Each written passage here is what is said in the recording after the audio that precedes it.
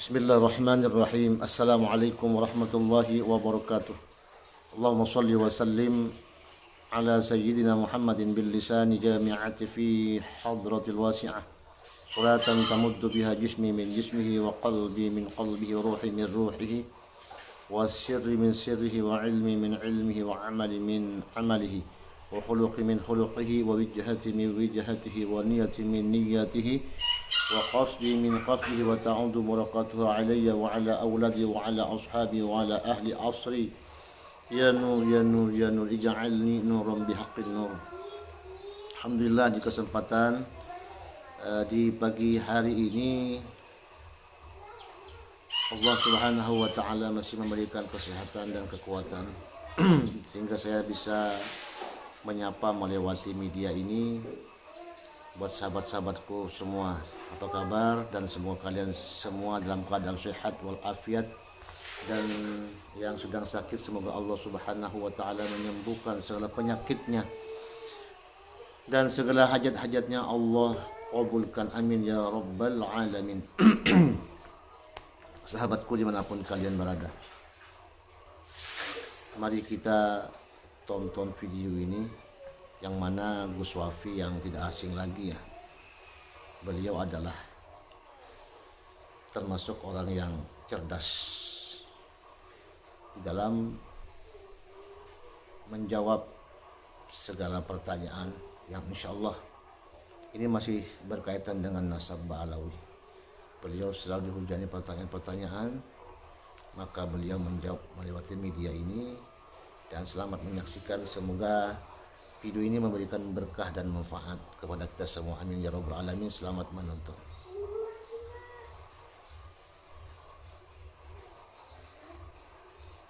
Bismillahirrahmanirrahim. Assalamualaikum warahmatullahi taala wabarakatuh. Alhamdulillah wassalatu wassalamu ala Rasulillah sayyidina Muhammad ibni Abdillah wa ala alihi wa sahbihi wa man wala, amma ba'd. Sahabat muslimin yang dirahmati oleh Allah, banyak teman-teman yang memberikan amanah kepada Al-Fakir untuk menjawab beberapa statement yang sudah mulai menyebar di media sosial, terutama masalah kemarin hasil diskusi di Banten. Kalau hasil diskusi di Banten jelas ya, nasab Ba'alawi itu maktubun bi sihhatih, ya, bahwa nasab Ba'alawi itu maktubun bi sihhatih, nasabnya itu sahih. Al-Habib Hanif Al-Atas sudah membawakan 64 para ulama yang thiqah, terpercaya, keilmuannya itu sangat luas, dan ini ulama dunia, bukan ulama kelas lokal, ulama dunia ya. Al-Imam Ibnu Hajar, Syekh Murtadha Az-Zabidi, As-Samarqandi, Yusuf An-Nabhani, dan lain sebagainya. Itu kitabnya dipelajari di semua pesantren. Itu yang mengithbat. Yang membatalkan nasab Ba'alawi siapa? Google. Tulisannya siapa? Murad Syukri, orang aliran sesat, orang-orang kalangan Salafi Wahabi, aliran yang sesat juga, yang berstatement membatalkan nasab Ba'alawi. Sebenarnya yang dibatalkan banyak. Syekh Abdul Qadir Jailani juga dibatalkan, Al-Ahdan juga dibatalkan, Ahmad Ar-Rifai juga dibatalkan, semuanya dibatalkan. Gitu. Kenapa? Karena tidak memahami ilmu nasab. Para ulama kita sudah memberikan metode untuk memahami ilmu nasab agar tidak mudah to'an fin nasab, mudah membatalkan nasab orang. Itu dosanya besar sekali, saudara. Harus paham ilmunya. Kalau kita mau belajar tafsir ya, mau bab nasikh mansukh, mau bab asraru tartibis suwar, mau bab ilmu nahwu shorof atau yang lain, itu belajar ke ulama tafsir. Jangan belajar ke tukang tambal ban seumpama, gak nyambung. Lalu mengait-ngaitkan bahwa mengatakan ya ada video ya, bisa jadi mungkin Sayyid Ubaidullah ini adalah menantu seumpama, ada perkataan begitu. Bisa jadi ini menantu sesuai dengan tradisi Kristen atau Yahudi begitu. Ini kan ngawur. Kenapa saya katakan ngawur? Aduh, gimana ya? Kalau dikatakan mantu berarti kan Sayyid Ahmad Al-Muhajir itu punya anak perempuan. Sedangkan di dalam Syajarah Mubarakah itu anaknya kan cuma 3, Ali, Husain, Muhammad. Pakai adat hasr ya, kalau kata Kiai Imaduddin ya.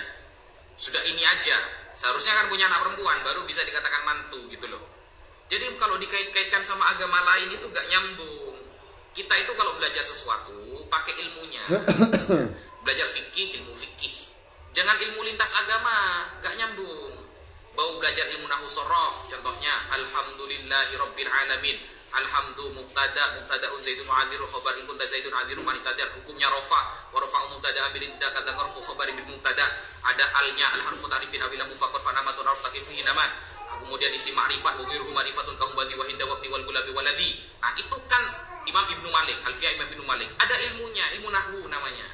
Jangan semuanya dikaitkan sama Kristen sama Yahudi, gak nyambung, karena ada metode ilmu nasab. Makanya harus belajar fikih dulu. Apa itu syuhrah wal istifadhah? Tidak mengait-ngaitkan apa namanya itu, ini gimana di abad ke-4, ke-5, ke-6, ke-7 tidak ada catatan. Lalu kenapa berani mengklaim? Karena gak nyambung pertanyaannya itu. Bukan seperti itu ilmu nasab. Sesuatu yang gampang jangan dibikin ribet. Ya. Sesuatu yang gampang itu jangan dibikin ribet. Tanyakan kepada ahlinya. Makanya di dalam Al-Quran itu kalau kita tidak tahu jangan mencoba memaknai sendiri. Gambrul nanti artinya. Bertanyalah fas'alu ahla dzikri in kuntum la ta'lamun. Bertanya kepada ulama kalau kita tidak tahu. Ini ilmu agama Islam. Kefiqohan seorang ulama itu sangat penting perannya. Lalu kalau kita membatalkan hanya karena tidak ada manuskrip, padahal ini gak ada kaitannya sama manuskrip ya. Makanya kalau belajar ilmu fikih pasti paham. Ini gak ada kaitannya sama manuskrip sebenarnya. Kalau mau membahas manuskrip, syarat thubutun nasab, penetapan nasab yang pertama itu ya sudah ayyura khattun nasabah mawqufun bihi yu'rafu khattuhu wa yatahaqqaquhu. Ada tulisan ahli nasab yang terpercaya, diketahui tulisannya, kemudian sudah tertahqiq. Itu selesai, saudara. Agar tidak terjadi ta'an fil ansab, tidak mudah membatal-batalkan nasab orang. Lalu dibikin ribet, ya, dibikin ribet harus ada manuskrip begini begitu, lalu dikaitkan dengan Kristen dan Yahudi. Aduh, itu gak nyambung. Mohon maaf, itu gak nyambung gitu. Pahami ilmunya dulu, baru berkomentar. Kalau sakit gigi jangan ke tukang tambal ban. Sakit gigi itu ke dokter gigi. Meskipun nanti saran dari dokter gigi itu kadang tidak masuk akal, ikuti, beliau lebih paham daripada kita gitu. Seolah-olah kalau nanti tambal ban ini lebih detail, ya harus dipaku karena yang rusak itu adalah gigi. Kalau giginya hilang berarti sembuh. Itu kan seolah-olah masuk akal. Tetapi karena tidak cocok dengan keilmuannya, tambah rusak nantinya. Begitu saudara yang terkasih.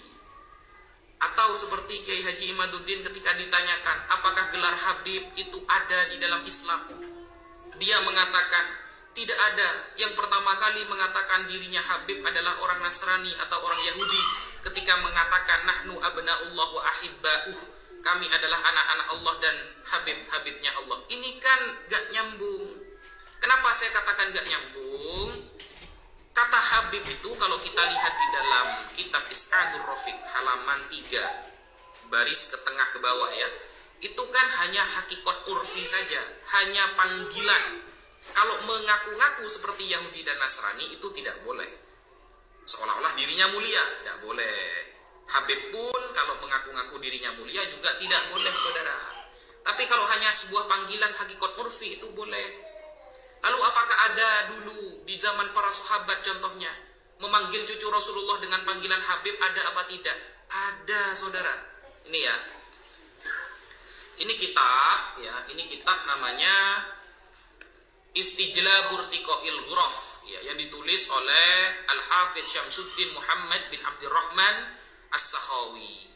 Beliau di abad 9 ya, hidup di abad ke-9. Juz pertama. Pada halaman 169. Qaulu bin Abbas radhiyallahu anhuma.